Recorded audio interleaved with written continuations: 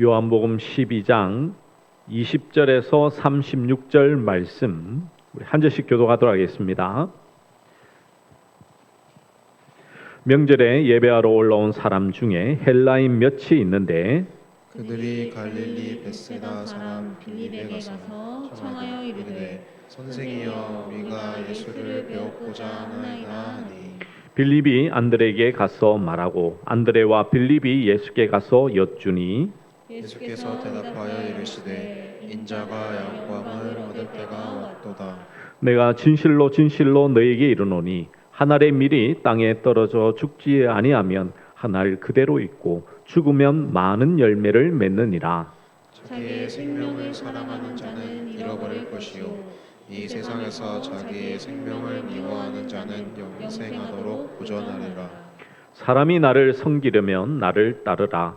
나 있는 곳에 나를 섬기는 자도 거기 있으리니 사람이 나를 섬기면 내 아버지께서 그를 귀히 여기시리라. 지금 내 마음이 괴로우니 무슨 말을 하리요. 아버지여 나를 구원하여 이때를 면하게 하여 주옵소서. 그러나 내가 이를 위하여 이때에 왔나이다. 아버지여 아버지의 이름을 영광스럽게 하옵소서 하시니 이에 하늘에서 소리가 나서 이르되 내가 이미 영광스럽게 하였고 또다시 영광스럽게 하리라 하시니 곁에 서서 들은 우리는 천둥이 울었다고도 하며 또 어떤 이들은 천사가 그에게 말하였다고도 하니 예수께서 대답하여 이르시되 이 소리가 난 것은 나를 위한 것이 아니요 너희를 위한 것이니라. 이제 이 세상에 대한 심판이 이르렀으니 이 세상의 임금이 쫓겨나리라. 내가 땅에서 들리면 모든 사람을 내게로 이끌겠노라 하시니 이렇게 말씀하심은 자기가 어떠한 죽음으로 죽을 것을 보이심이로라. 이에 무리가 대답하되 우리는 율법에서 그리스도가 영원히 계신다함을 들었거늘 너는 어찌하여 인자가 들려야 하리라 하느냐. 이 인자는 누구냐. 예수께서 이르시되 아직 잠시 동안 빛이 너희 중에 있으니 빛이 있을 동안에 다녀 어둠에 붙잡히지 않게 하라. 어둠에 다니는 자는 그 가는 곳을 알지 못하느니라. 함께 읽겠습니다. 너희에게 아직 빛이 있을 동안에 빛을 믿으라. 그리하면 빛의 아들이 되리라. 아멘. 예수님은 스가랴의 예언처럼 어린 나귀를 타고 예루살렘으로 입성하시죠. 많은 유대인들은 종려 나무 가지를 흔들고 호산나를 외치며 예수님을 맞이하게 됩니다. 이것은 단순히 영웅의 행진이 아니라 왕의 행진을 상징하는 모습이었죠. 예수님은 그날 자기 백성들을 구원하실 왕으로 오셨음을 이렇게 보여주셨습니다.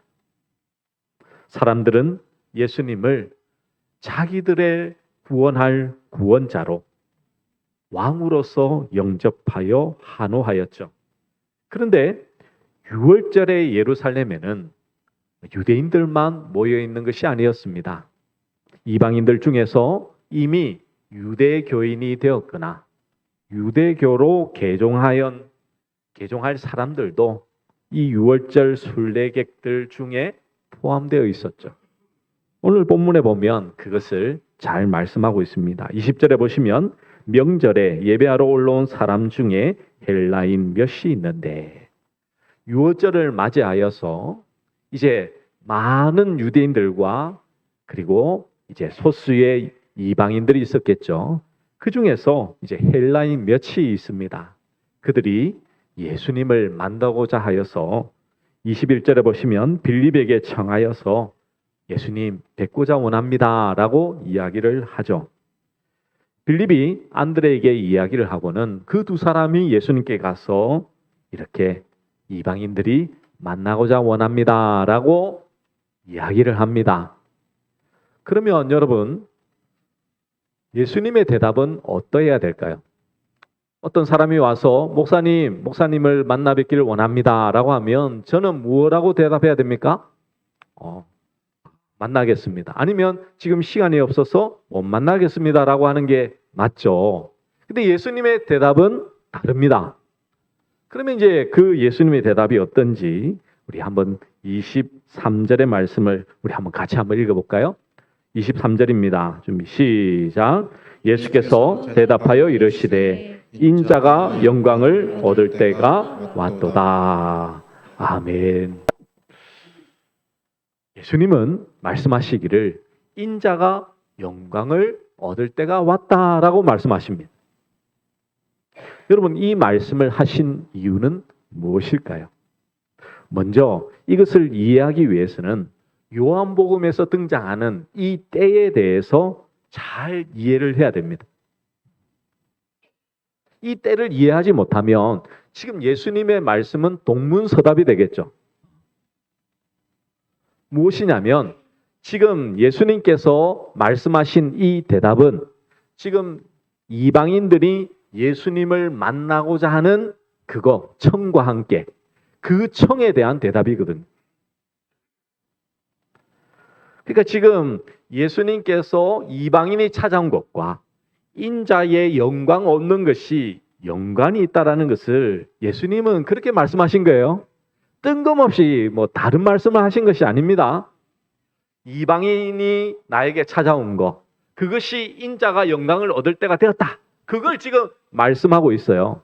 그러면 영광을 얻을 때, 그 때에 대한 이유를 요한복음에서 계속 말씀하고 있는데 우리가 이것을 잘 이해하셔야만 되는 것입니다. 먼저 요한복음에서 하나님의 때, 이 때에 대한 말씀이 가장 먼저 등장하는 것은 바로 요한복음 2장 가나 혼인잔치에서 등장합니다. 2장에 보시면 이렇게 말씀하죠. 예수께서 이르시되 여자여 나와 무슨 상관이 있나이까? 내 때가 아직 이르지 아니하였나이다 라고 말씀합니다. 여러분, 이 구절의 상황은 여러분 잘 알고 계시죠? 예수님께서 가장 먼저 표적을 행했던 그 사건입니다. 가나 혼인잔치에서 포도주가 떨어지실 때에 어머님 마리아가 예수님에게 와서 포도주가 떨어졌다라고 이야기를 하죠. 근데 예수님은 이 요한복음 2장 4절의 말씀을 하신 거예요. 그리고는 하인들에게 물을 떠다가 물을 붓게 하고 그것을 이제 사람들에게 나누어 주라고 하죠. 그 물은 포도주로 변하게 된 것입니다. 근데 여러분 한번 잘 보시면 예수님께서는 분명히 말씀하시기를 예수께서 이르시되 여자여 나와 무슨 상관이 있습니까? 라고 했는데 왜 예수님은 물을 포도주로 만들어 주셨습니까? 여기에서 예수님의 대답, 그것을 여러분 좀 구분하여 보실 필요가 있습니다. 자, 여자여 나와 무슨 상관이 있습니까? 라고 말씀하신 것은 지금 단순히 예수님에게 와서 물이 없고 포도주가 없고 먹을 것이 없으니까 예수님 도와달라는 우리의 형편을 해결해 주는 예수님이 아니라는 것을 지금 말씀하고 있는 거예요. 이게 좀 이해가 되셔야 됩니다. 만약 그렇지 않으면요, 모든 사람들이 가나 혼인 잔치를 듣고는 어떻게 하겠습니까? 물 두고 다 나오겠죠, 예수님 앞에.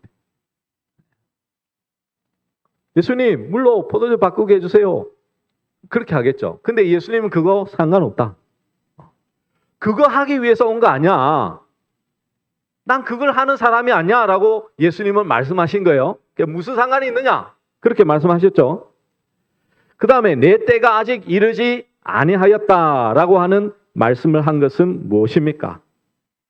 예수님은 잔치집에 포도주가 떨어진 난처한 상황을 해결해 주신 것이 아니라 이 때에 맞는 그 일을 하시기 위하여 물을 포도주로 바꾸어 줬다라는 것을 말씀하고 있는 것이죠.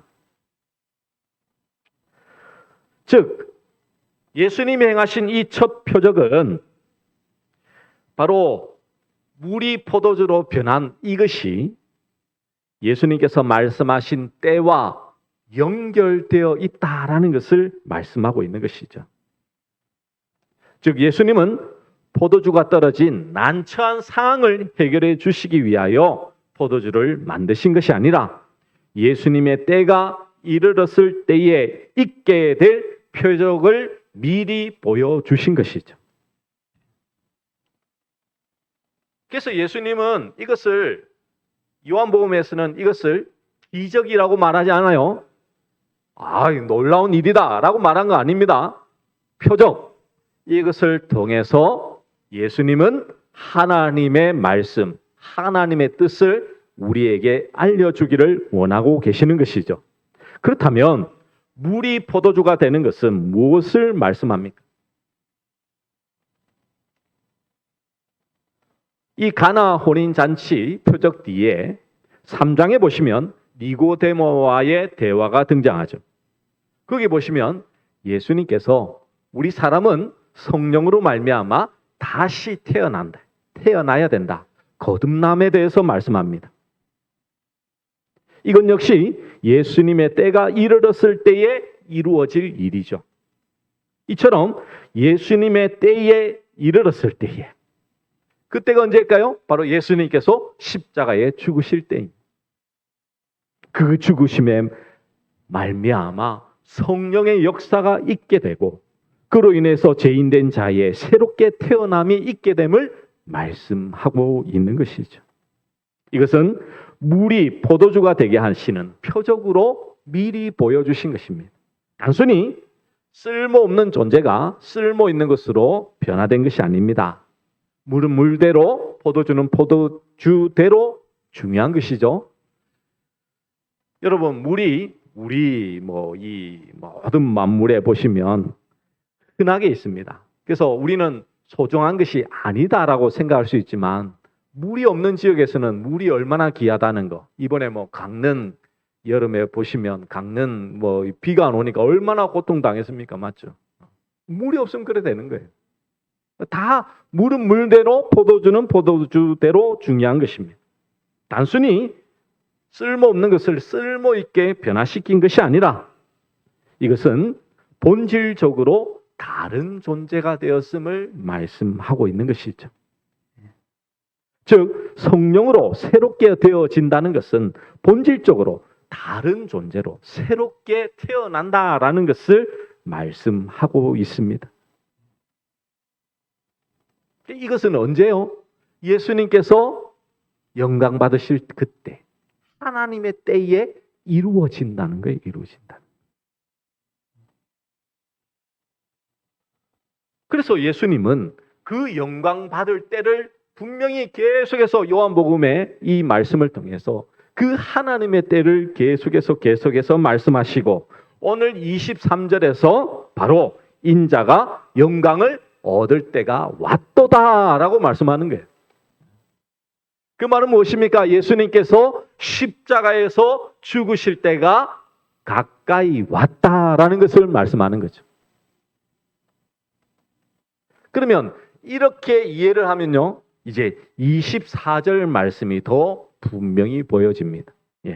오늘 이 본문의 말씀 24절에 보면 우리가 잘 아는 말씀이죠. 자, 우리 한번 24절 말씀 다시 한번 읽어볼까요? 준비 24절 말씀입니다. 준비 시작. 내가 진실로 너희에게 이르노니 한 알의 밀이 땅에 떨어져 죽지 아니하면 한 알 그대로 있고 죽으면 많은 열매를 맺느니라. 아멘.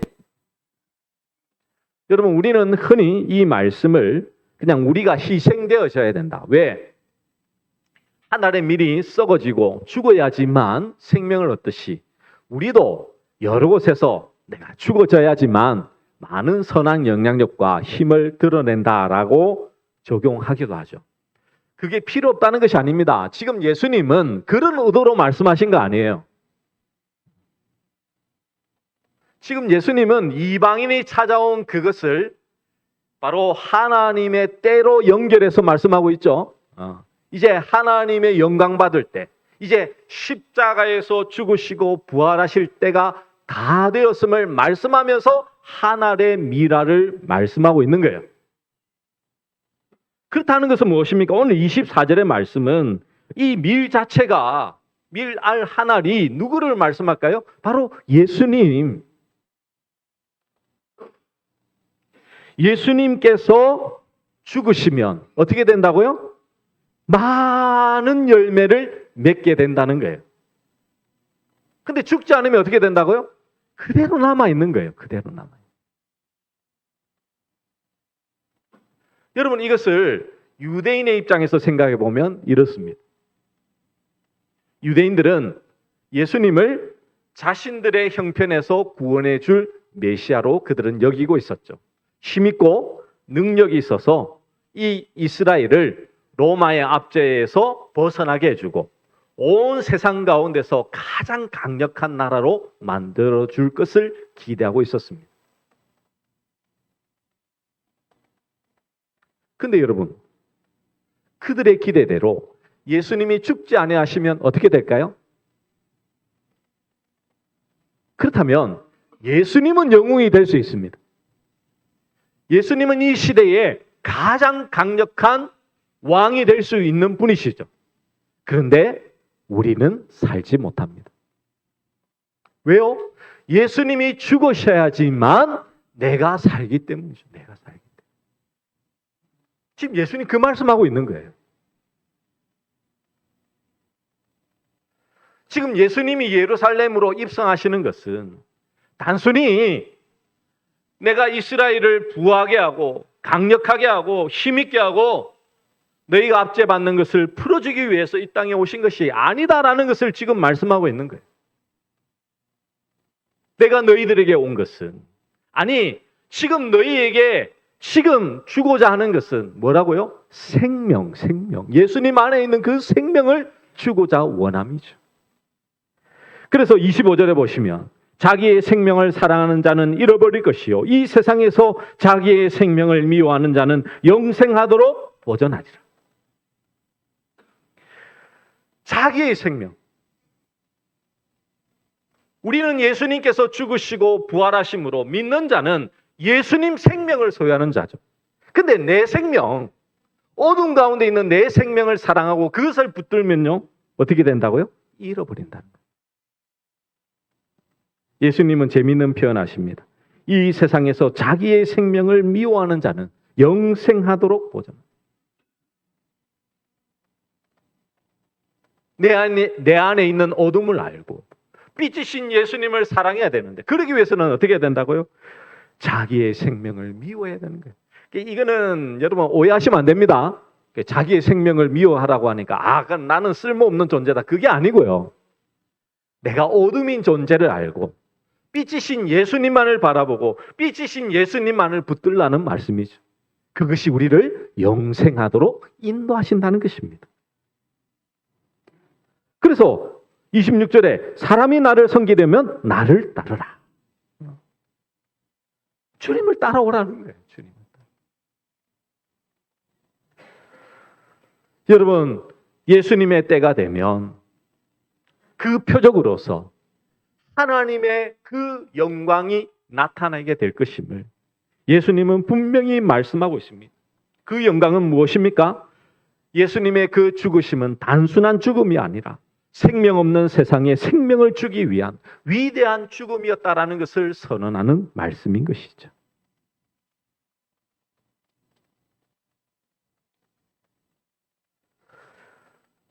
하늘의 밀이 땅에 떨어져 죽어서 많은 열매를 맺는다는 것은요, 우리가 이 땅에서 무엇을 가지고 살아가야 될지를 분명히 우리에게 말씀해 주고 있는 말씀입니다. 예수님의 그 죽으심, 그것이 영광되었다는 것은 누구를 통해서 나타내는 것일까요? 생명 얻은 성도들을 통해서 나타내는 거예요. 성도들. 우리를 통해서, 나를 통해서 그 예수님의 죽으심이 가장 영광됨을 드러내는 것이 우리 성도들의 모습이라는 것입니다. 그리스도의 영광을 나타내기 위해서 존재하는 것이 바로 우리잖아요. 내 생명, 내 소유를 가지고 세상에 자랑하는 자가 아니라 오직 주를 위해서 살고 주를 자랑하며 살아가는 것이 진정한 성도라는 것을 성경은 우리에게 말씀해 주고 있는 것입니다. 예수님의 죽으심으로 인하여 많은 자들이 그리스도, 구원자이신 메시아를 알고 오직 그리스도를 쫓으며 그를 따라 살아가게 된다라는 것을 말씀해 주고 있죠.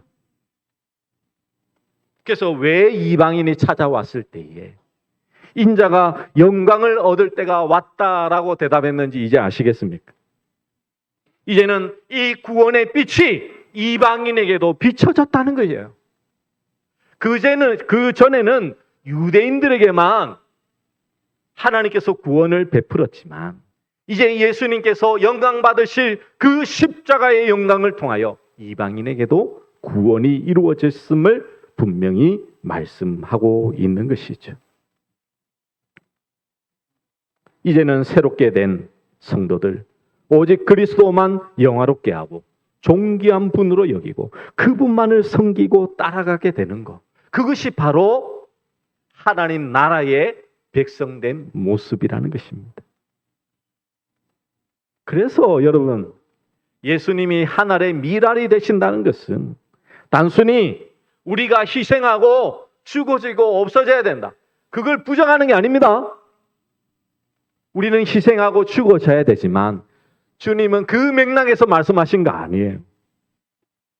하늘의 생명을 얻은 새롭게 된 자들이 예수님으로 말미암아 생명 얻게 되고 그 생명의 영향력들을 많은 이들에게 나타내기를 원하시고 계시는 것이죠. 자기 생명을 지키기 위한 삶을 살지 않는 것이 믿는 자의 모습이라는 것입니다. 여러분, 이 모습이 세상이 볼 때는 우아하지 못합니다. 그렇잖아요. 세상은 잘나고 잘 살고 능력이 많아야지만 인정합니다. 그러나 하나님의 나라는 그렇지 않습니다. 하나님의 나라는 예수님이 영광 받으시는 나라, 예수님께서 십자가에 죽으심으로 그 영광을 드러내시고 그 영광 속에서 생명 얻은 자들이 오직 예수님만을 영화롭게 하는 자들이 살아가는 나라가 바로 하나님의 나라인 것입니다.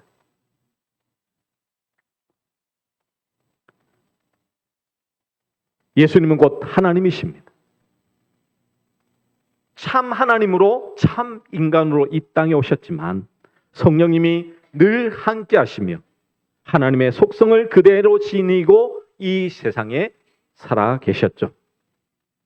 그래서 예수님의 말씀이 곧 하나님의 말씀이요, 예수님의 행동 하나하나가 바로 하나님이 누구신가를 증거하는 것이었습니다.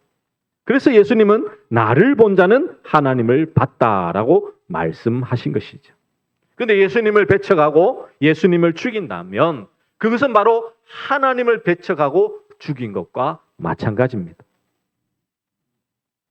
그런데 여러분, 메시아를 기다렸던 유대인들은 예수님을 어떻게 했습니까? 배척하고 죽이잖아요. 바로 이게 우리 인간의 본성이라니까요. 하나님은 이런 세상의 악을 드러내시기 위하여 예수님을 이 땅에 보내신 것입니다. 세상은 그것을 알지 못하고 자신들이 기다린 메시아가 아니라고 죽여버린 것이죠. 31절에 보시면 이렇게 말씀합니다. 이제 이 세상에 대한 심판이 이르렀으니 이 세상의 임금이 쫓겨나리라. 사람들은 이 말씀을 가지고 아니 세상의 심판이 이르렀는데 세상 임금이 쫓겨나리라고 했는데 왜 아무런 일이 일어나지 않습니까? 라고 할 수 있습니다. 이 말씀은 예수님이 죽으시면 곧바로 그 죄를 묻고 세상을 멸망시킨다는 뜻이 결코 아니겠죠. 예수님이 죽으심으로 이 세상의 악이 드러나게 되고 오직 세상의 임금이 물러가는 거예요. 그전에는 세상의 힘으로 살았던 사단의 종으로 살았던 우리들이 이제는 예수 그리스도가 주 되심으로 세상의 것이 아닌 하나님의 것으로 살게 되었음을 선언하는 말씀인 것입니다.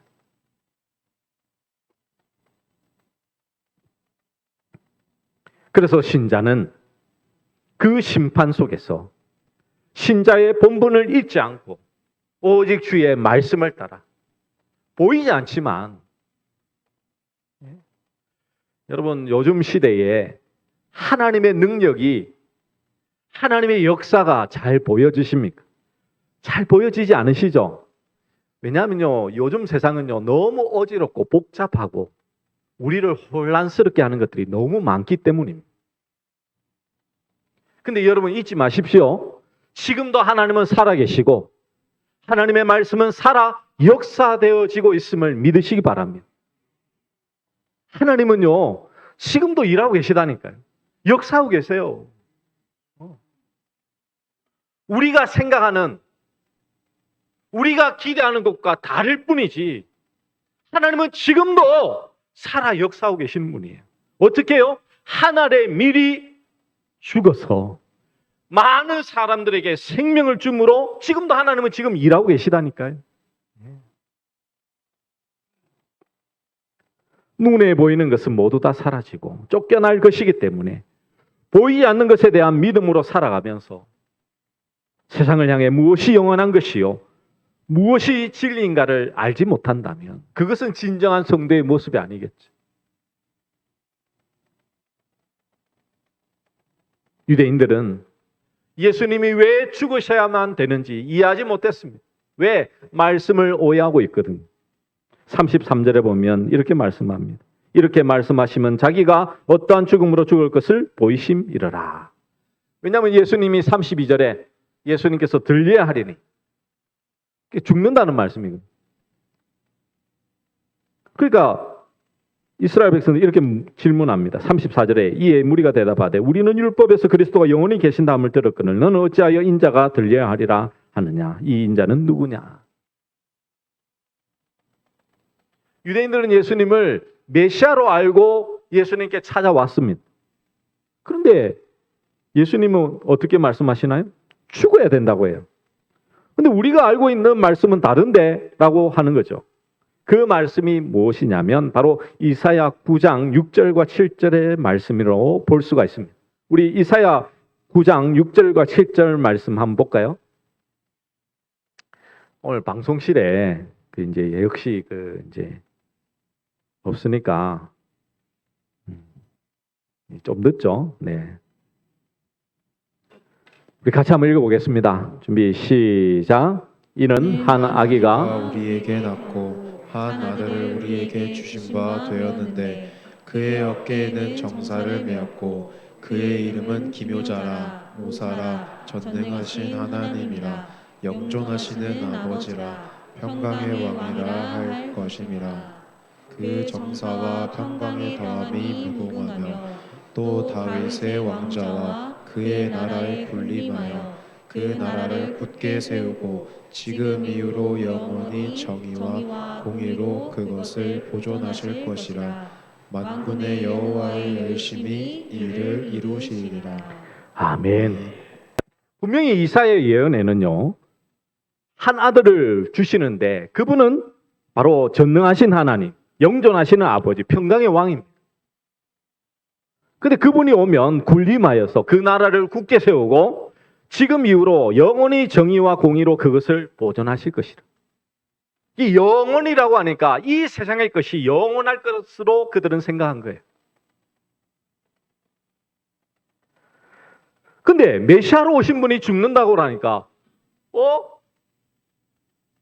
이게 어떻게 왜 죽어야 되지? 이해하지 못하는 거예요. 상상도 할 수 없는 일이요. 그런 자는 메시아가 아니라고 그들은 생각한 것입니다. 결국 죽으셔야 할 것을 말씀하시는 예수님을 메시아로 인정하지 않게 되고 배척을 하게 되죠. 여러분, 이 모습이 여러분 보여지십니까? 주님은 이 땅에 죽으시기 위하여 오셨다는 것. 오직 하나님의 뜻을, 하나님의 때를 이루셔서 오직 영광 받으시기 위하여 모든 것을 이루시며 주님이 이 땅에 오신 이유가 이것이라고 분명히 말씀하지만 우리는 그게 아니래요. 예수님, 내 재산, 예수님 내 땅, 내 먹을 것, 내 마실 것. 그거 왜 해결해 주지 않냐고. 주님은 지금 죽으시러 오셨다고. 너를 살리시기 위하여 십자가에 죽어야 되겠다고 그렇게 오신 이유, 분명한 그 이유와 목적을 분명히 말씀하심에도 불구하고 우리는 아니래요. 그게 지금 유대인들이요. 우리가 이 시대를 살고 있는 우리의 모습은 아니냐는 겁니다. 어린 나귀를 타고 예루살렘으로 들어오실 때 유대인들은 입술로만 왕이라고 고백했죠. 진정한 왕이라면, 주라면요, 주님이 행하시고 주님이 말씀하시는 바 그 모든 것을 들어야죠.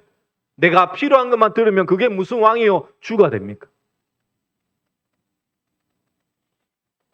자기들이 기대했던 메시아와는 전혀 다른 죽어야 하는 메시아임을 발견했을 때에 그들은 철저히 외면했다는 사실을 여러분 아셔야 됩니다. 오늘날 이 시대를 살면서 이 말씀 가운데서 내 자신이 보이셔야 됩니다. 나는 지금 예수님을 어떠한 분으로 믿고 따르고 있습니다. 아니, 여러분의 형편에 무언가 이 세상의 것이 없으므로 여러분 실망하고 낙심하고 허망하고 우울하고 절망한 가운데 머물러 있지는 않으시냐고요.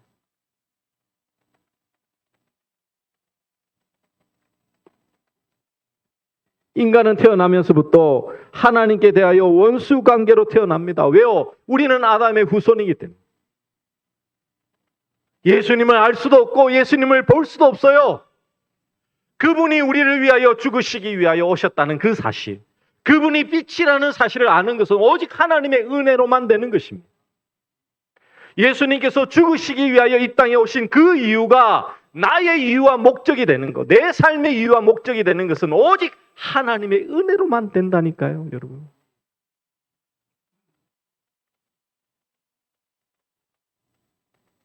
그 생명이 내게 가장 소중한 것이며 그 생명이 있으며 그 어떤 것도 나를 해하지 못하며 예수님 이외에는 그 십자가 외에는 모두 다 배설물로 여길 수 있는 것.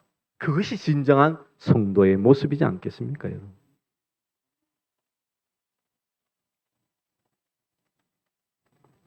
여러분, 우리는 하나님의 은혜를 값싼 은혜로 여기고 있지 않습니까?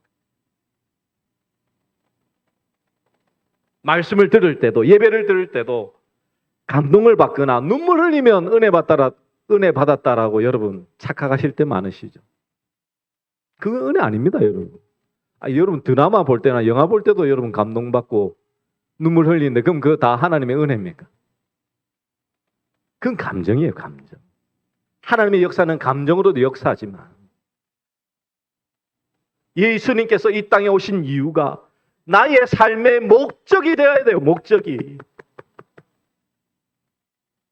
예수님께서 죽으셔서 나를 살리신 이 생명이 이 세상의 그 어떤 것보다도 소중함을 알고 그 생명을 전달하는데 그 예수님의 영광을 나타내는 데에 내 모든 것을 드리며 살아가는 그것이 진정한 성도의 모습임을,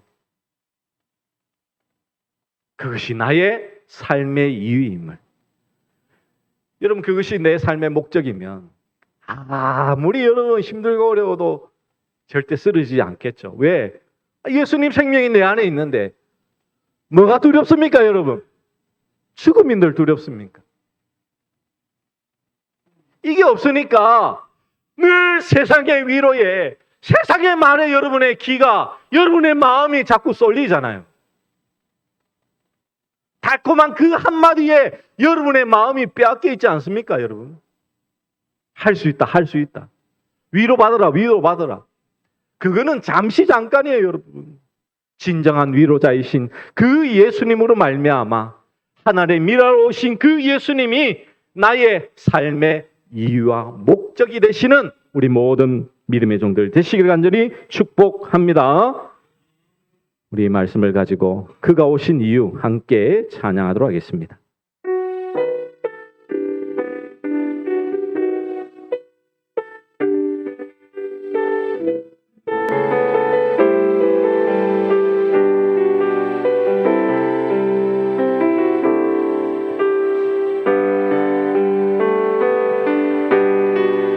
이 세상 가장 아름다운 순종의 눈물 온 세상 다시 빛나게 한 생명의 눈물 그가 이 땅에 오신 이유 죽어야 살게 되고 저야만 승리하는 놀랍고 영원한 신비 지으신 그대로 회복시키 우리의 창조주 그리스도 십자가의 길로 아버지 뜻 이루셨네 그가 이 땅에 오신 이유 이제 우리에게 맡겨진 그 소망 그 사랑 그 생명 아름답고 눈